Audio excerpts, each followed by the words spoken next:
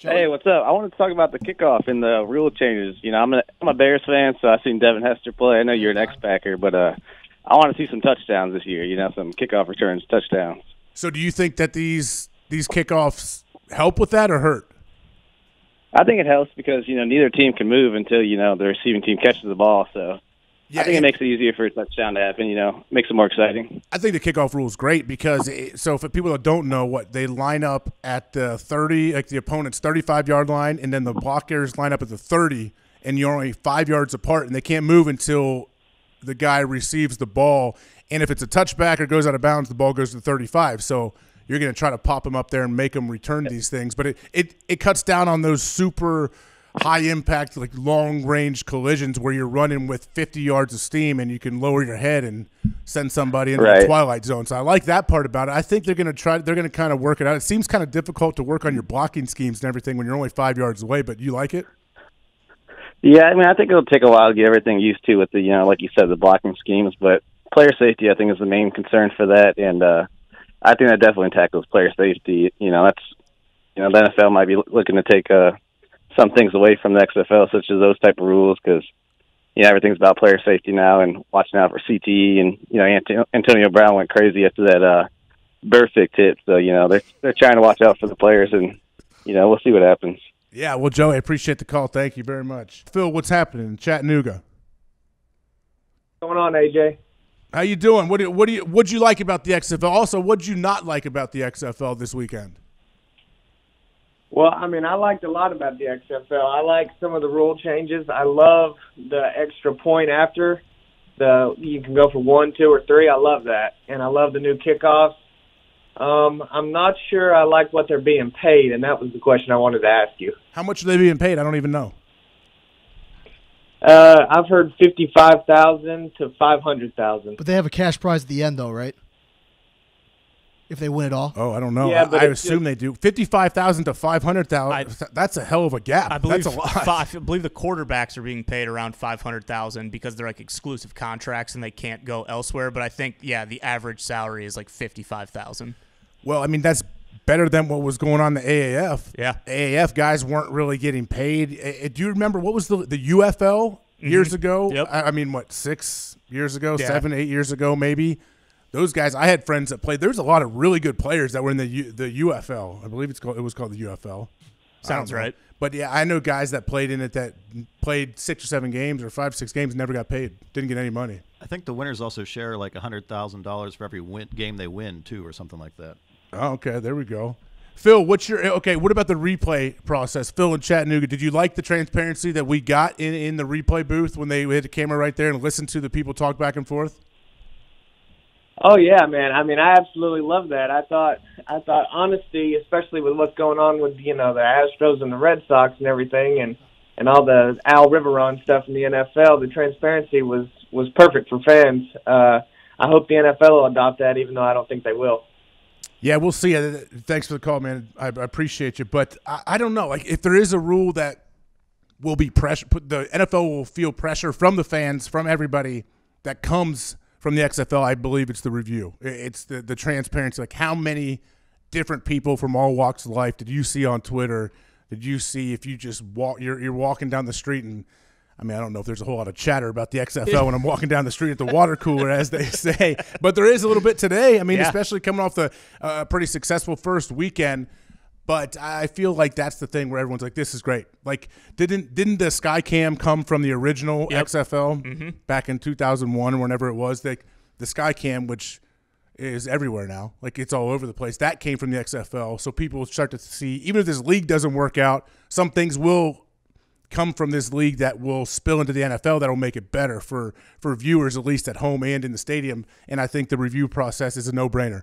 The NFL should absolutely do it. There's no reason not to, other than you don't want to be transparent, because you got to be a little bit vulnerable. Like, if you're those guys, if you're Dean Blandino and you're sitting there and you're talking back and forth with the referee on the sideline, he's probably gonna get nervous. Like, if you watch the one clip, I think the first guy, you could tell he would lean back and he'd be out of frame from the camera, and you just saw the screen and the lady sitting there, like the lady sitting at the next computer, and then 100% in his ear, a producer said, "Hey, lean up, we got to get your head in the shot," because he was leaned back. And then all of a sudden, he just popped his little head up and he said, "Okay, Jim, I think this actually he didn't lead with the crown of his helmet. He didn't launch. This is okay. We're good to go." And then he leaned back again. Then he leans back, and he's leaning in and out of frame. So guys are that's gonna be another job that's created from that, or that people may want to go after. I mean, was it Mike Pereira kind of made that a business, being the network like referee analyst that's in the booth? And I've done games on Fox FS1, and we had like Dean we could go to. We were in meetings before the game. They say, okay, well, who's our referee? Who can we go to for if there's a review?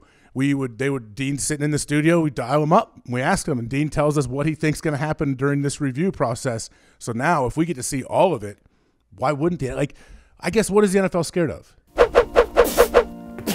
Well, hello there. Utilize the promo code PAYTHEBILLS and get $20 off your first order from SeatGeek. Now, back to the magic.